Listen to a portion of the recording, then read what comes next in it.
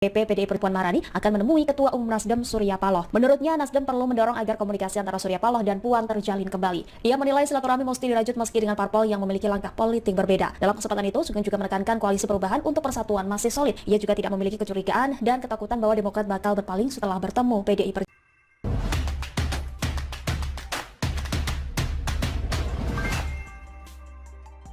Anies deg-deg ser mendengar Surya Paloh wacanakan silaturahmi ke PDIP.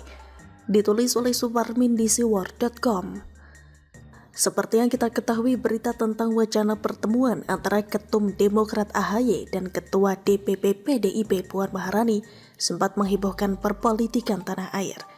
Diberitakan Sekretaris Jenderal kedua parpol telah melakukan komunikasi di Jakarta Minggu 11 Juni 2023 guna membahas pertemuan tersebut. Bahkan AHY mengatakan akan menggelar karpet merah untuk tamu istimewanya tersebut. Berdasarkan informasi dari Puan, AHY turut dipertimbangkan menjadi bakal calon wakil presiden oleh PDIP untuk mendampingi Ganjar Pranowo dalam pemilihan presiden 2024 mendatang. Atas rencana pertemuan tersebut, banyak pengamat menyatakan bisa jadi AHY beserta Partai Demokratnya akan berpindah ke lain hati. Karena di kubu koalisi diyakini sangat berat menjadikan AHY sebagai cawapres Anies Baswedan. Dan rencana pertemuan tersebut diyakini oleh Nasdem sebagai pengkhianatan sebuah koalisi. Cekcok dan kisruh antara Nasdem dan Demokrat dikabarkan juga semakin memanas. Dan karena hal inilah akhirnya memicu banyak dugaan-dugaan dari para pengamat-pengamat politik tanah air bahwa koalisi perubahan untuk persatuan saat ini sedang di ujung kehancuran. Belum usai kabar ini, kemudian ada kabar lagi bahwa ternyata Demokrat dan PKS dianggap yang paling bersalah akibat dari terus anjloknya elektabilitas Anies Baswedan. Hal ini dikemukakan langsung oleh Wakil Ketua Umum Partai Demokrat, yaitu Ahmad Ali kepada awak media, Senin 12 Juni 2023. Kedua partai tersebut dianggap oleh Nasdem sangat tidak serius menggaungkan Anies Baswedan selaku bakal calon presiden dari Koalisi Perubahan untuk Persatuan atau KPP. Bahkan Ahmad Ali menyebut ketidakseriusan Partai Demokrat dan PKS lah yang menyebabkan elektabilitas Anies Baswedan terus konsisten di urutan ketiga. Bahkan tiap hari makin kian terjungkal. Baik PKS maupun Demokrat sepertinya tidak akan terima bila dijadikan tempat melempar kesalahan atas terus anjloknya elektabilitas Anies Baswedan. Dan belum juga reda aksi saling tuding di internal kubu koalisi perubahan ini. Jadi kembali dikejutkan dengan wacana bahwa Surya Paloh akan merencanakan pertemuan dengan PDIP yaitu guna membahas koalisi. Nah, jadi di sini Anies Baswedan pun semakin kebingungan dan semakin tidak mengerti ada apa dengan Surya Paloh. Apa dia juga mau mengkhianati dirinya? Mungkin itu pertanyaan besar di dalam dirinya saat ini. Seperti yang kita ketahui, politik itu tidak mengenal kawan dan lawan. Bahkan dikatakan oleh para orang bijak di dunia ini bahwa politik itu tidak ada musuh atau teman yang abadi. Yang ada hanya kepentingan dari kekuasaan. Walaupun Iwan Fals dalam lagunya pernah mengatakan bahwa tidak selamanya politik itu kejam, tapi bagi sebagian orang seperti contohnya si Amin Rais pasti akan berpendapat bahwa politik itu bukan hanya kejam, tapi benar-benar sadis dan mengerikan.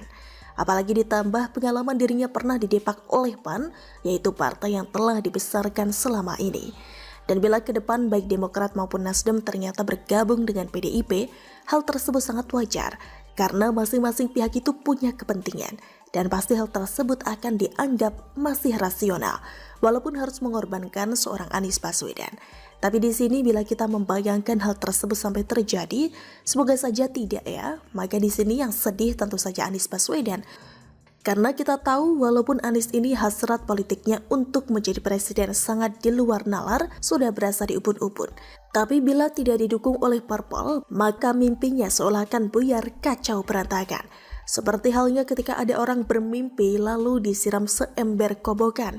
Dalam setengah sadar sambil menatap badannya yang basah kuyup, dalam hatinya pasti sedih, pilu, kedinginan, hampir menangis.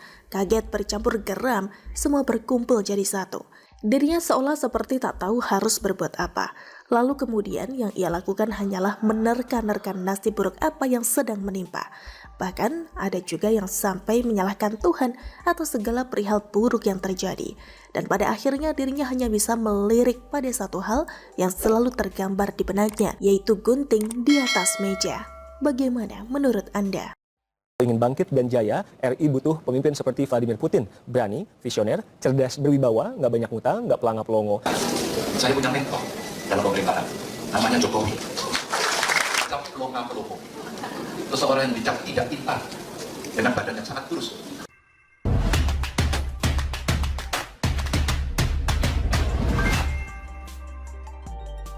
Ganjar sebut pelongo-pelongo, ingatkan Anda penghina Jokowi, Fadlizon di belakang Prabowo. Ditulis oleh Ferry Patli di siwar.com. Kalau soal sabar, Presiden Jokowi memang tiada bandingnya. Seperti ia dihina, dicaci maki, direndahkan. Bahkan orang tua, istri, anak serta menantunya juga dibully. Orang nomor satu di Indonesia itu tidak pernah sekalipun berniat untuk membalas dendam. Padahal dia punya segalanya loh. Lawang Jokowi Panglima tertinggi Angkatan Darat, Laut dan Udara kok.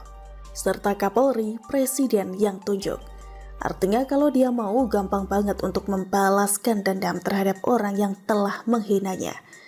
Tinggal perintahkan Kapolri saja, anggota polisi yang lain langsung sigap untuk menangkap pelaku.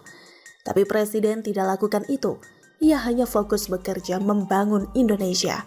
Dan kalau diperhatikan, tidak hanya orang biasa yang menghina Presiden, tapi pejabat negara juga melakukan hal yang sama. Tentu masih segar diingatan kita pada 2018 silam, mantan Wakil Ketua DPR yang juga kader Gerindra Fadlizon mengatakan Presiden Jokowi pelongo-pelongo. Kalau ingin bangkit dan jaya, RI butuh pemimpin seperti Vladimir Putin, berani, visioner, cerdas, berwibawa. Gak banyak ngutang, gak pelongo-pelongo, ujarnya waktu itu. Itu artinya apa? Fadlizon menyamakan Prabowo dengan Putin sambil merendahkan Presiden Jokowi. Padahal kalau diperhatikan, Prabowo gak berwibawa-wibawa amat. Jalannya saja sudah payah karena faktor usia. Di samping itu pasca dipecat dari tentara lantaran tersandung kasus pelanggaran HAM, ia kabur ke Yordania. Itu mah bukan berani namanya, tapi pengecut.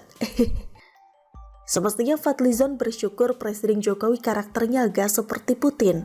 Karena kalau dia seperti pemimpin Rusia itu, sudah lama waketum Gerindra seumur hidup tersebut diracun seperti tokoh oposisi Rusia, Alexei Navalny.